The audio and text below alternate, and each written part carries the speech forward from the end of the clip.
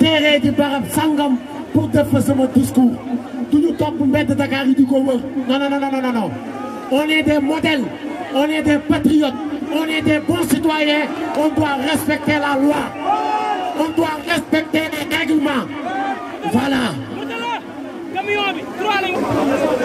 gaay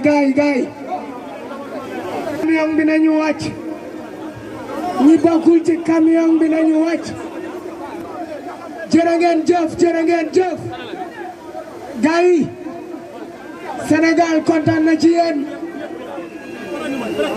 fii ci kaw mu ñëw il représente en même temps les Pape Abdoulaye Touré gaay nag képp kuy ñëw na ngeen ko may loxo may leen ko doole Pape Abdoulaye ngi ay ca 3 minutes nag bu ko romb bu ko wees. asalaamaaleykum ana étudiants yi asalaamaaleykum étudiants yi yëngatu leen ma gis. Cela montre que les étudiants sont majoritaires aujourd'hui. Et heureusement pour le collectif Ñoo-Lank, les étudiants ont bien compris le message. Nous sommes tous des étudiants. Et nous savons qu'à l'université, on ne paye pas de l'électricité. Mais chacun d'entre nous est ici dans une famille. Et nous avons des parents. Et eux, ils payent l'électricité. Donc nous sommes là pour eux. Nous sommes là pour eux. Nous sommes là pour le peuple sénégalais. Nous ne sommes pas des corrompus. Kan lañ fi jox fukki dërëm pour mu ñëw. Kan lañ fi jox fukki dërëm pour mu ñëw. Dañoo ñëw parce que dañoo gëm suñu pays. Nous sommes là parce qu'on a foi à notre nation. Nous disons non, comme tout le monde.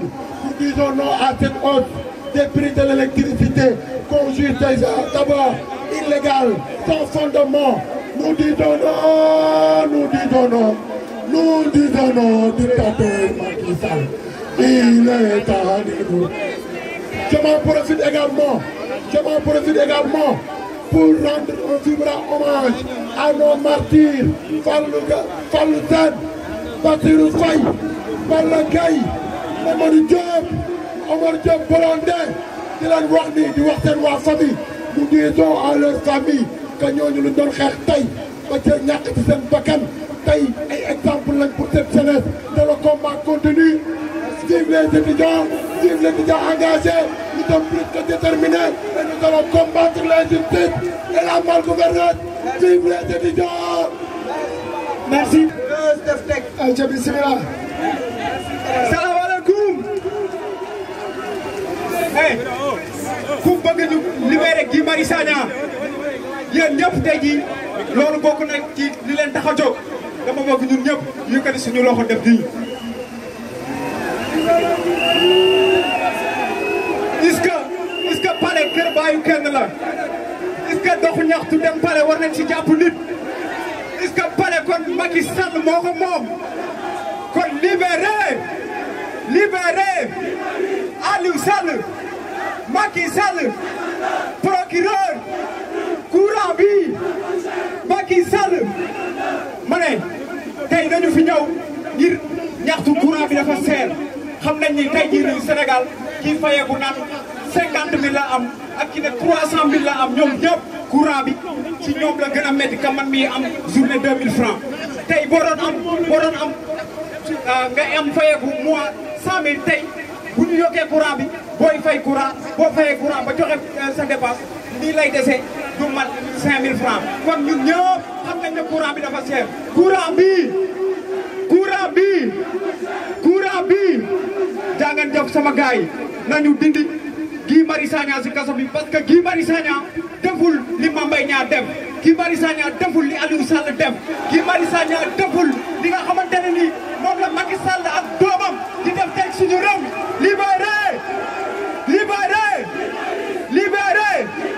courant bi gaay lii nag lancement la film bu ñëwee ñu dem pale fekk ko fa inshallah jàngan jëfati Abbas ana nga ana Abbas Fall bu Pastef ana Abbas mais tey dama bëggoon wax ak sénégalais yi toog seen kër Guy Marius Sagna waruñu gën a gore Guy Marius Sagna waruñu ko sacrifier ngeen baal ma mais waruñu nekk des lâches toog suñu kër bàyyi Guy Marius Sagna muy croupir en prison ñu di ko traiter comme un terroriste alors que c'est un citoyen un militant du droit et de la justice nekk fi di défendre les populations ñu toog suñu kër c'est une ingratitude nañ ko waxante ne Sénégalais yi génn si on peut parvenir à rassembler 1 million de Sénégalais dans la rue excusez-moi ñu dem palais de la République menacé nañu dem palais de la République Guy Marius Sagna sera libéré. Je ne parle plus de la hausse du prix de l'électricité parce que Sénégalais yi nangu nañ ko mais nañu libérer Guy Marius Sagna. C'est tout ce que j'avais à dire, je vous remercie. Babacar Diop, professeur Babacar Diop. ñun askan wi néew doole ñun askan wi ñu toroxal ñun askan wi ñu sàcc suñu alal dañuy continuer rek naan yàcc ni yasar bàyyi ñoom ñu continuer di ñu néewal doole ñu bàyyi Macky Sall mu dal ci Guy Marius Sagna booba ba léegi lii ba kañ Sénégalais yi dama ni Macky Sall watawat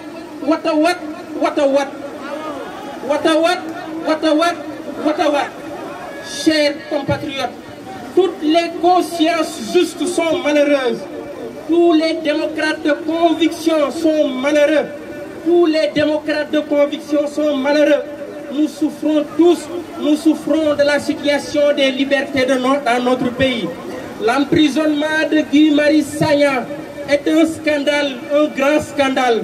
L'emprisonnement de Guy Marius Sagna est un péché, un grand péché contre le peuple, un grand péché contre la justice, un grand péché contre les anges et contre Dieu.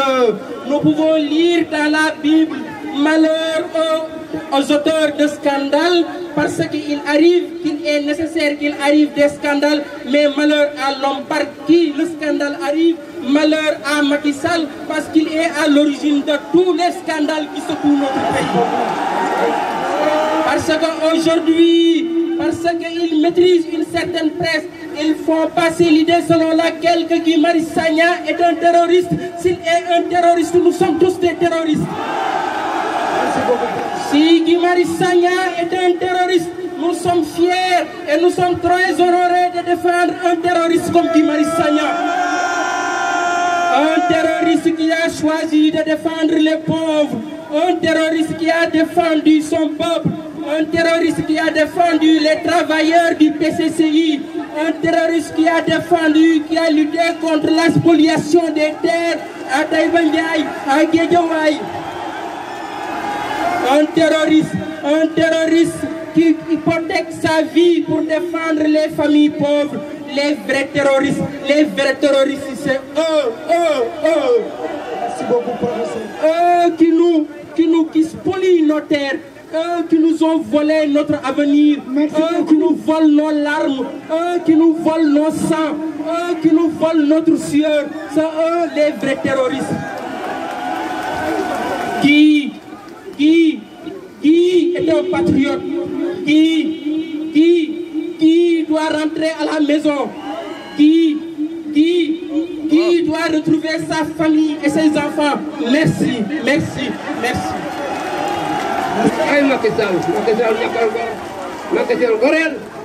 goreel ay goreel lay jàpp ay goreel lay fang kon nag goreel tey jaral ëllëg jaral gannaaw ëllëg xam nga ni bu dul loolu si ñii sama sët lañu maa leen mag fop maa ngi ci 86 ans kon su ma jógee di wax am na lu tax mooy wax xale yi ku leen jàppalewul yàlla dina leen jàppale yoon dina leen jàppale Sëñ Tuubaa dina leen jàppale am na yàlla may ndamagul dimbali xewal jar na lu ñu wax daa ngeen am ndam barke borom Tuubaa daa ngeen am ndam jërëjëf yàlla Le représentant du G20, Monsieur Damboj, le secrétaire général du CUSEMS authentique, devait être là, mais certainement il est en retard. Dama ne gars yi maa fi nekkal G20 ci turu Damboj di secrétaire général CUSEMS a nekk nag jiitu G20 certainement dafa tardé moo tax ñëwul ma ne gars yi combat de principe la.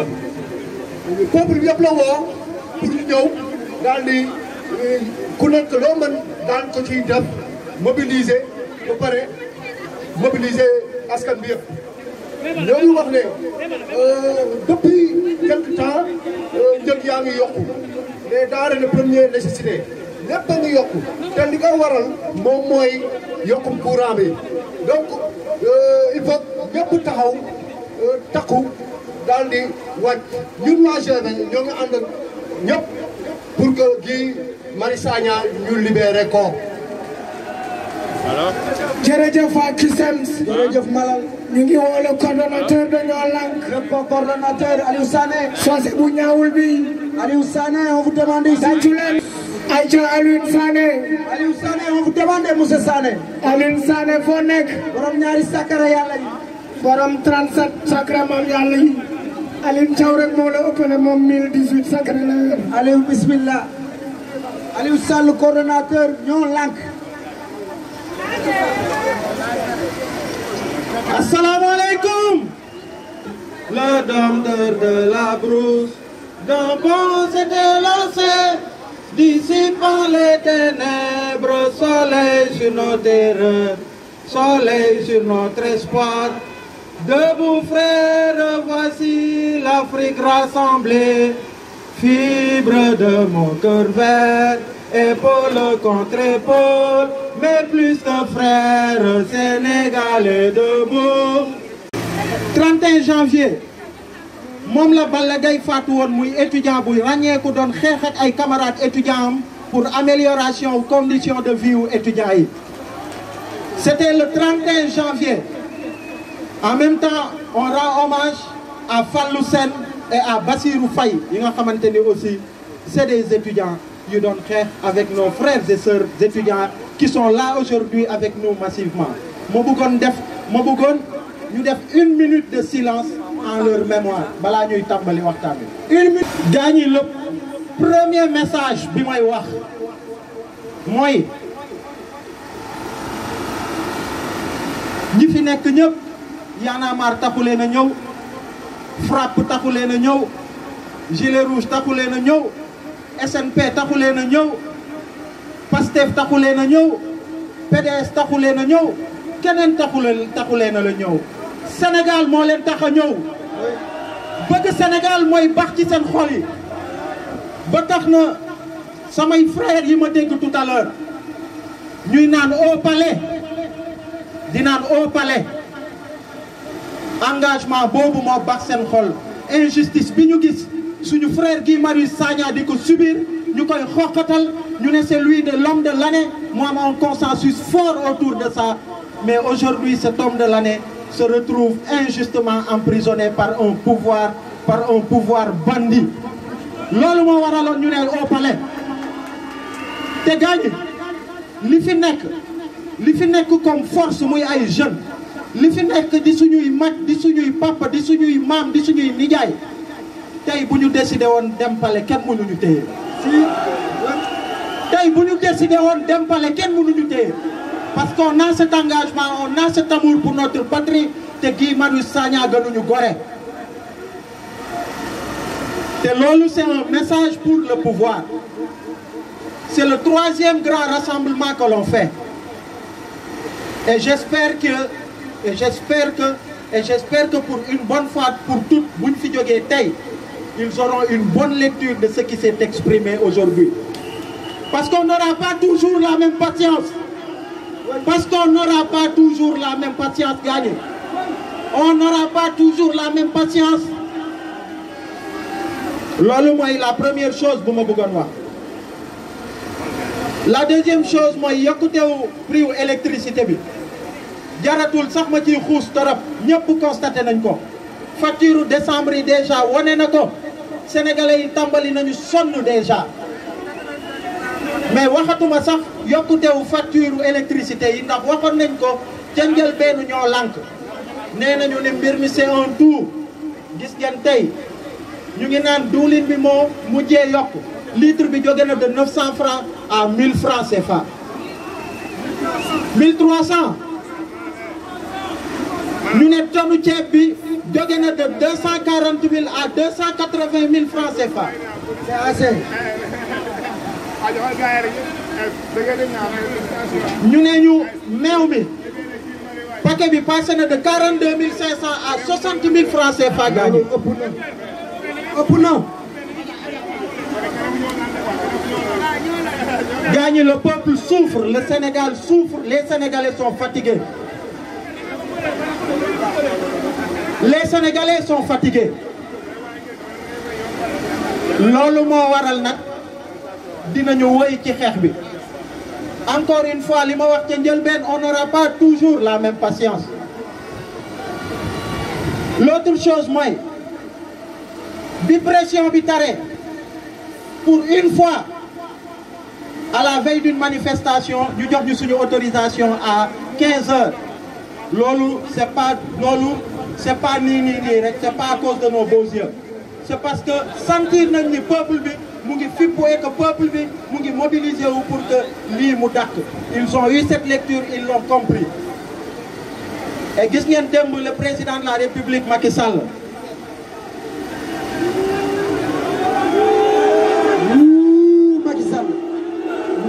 Macky Sall. Sapor, ana waa Sapor, ana Sapor. Dictateur Sall. muy naan Sénégal réewu démocratie la. Est-ce que Sénégal réewu démocratie la?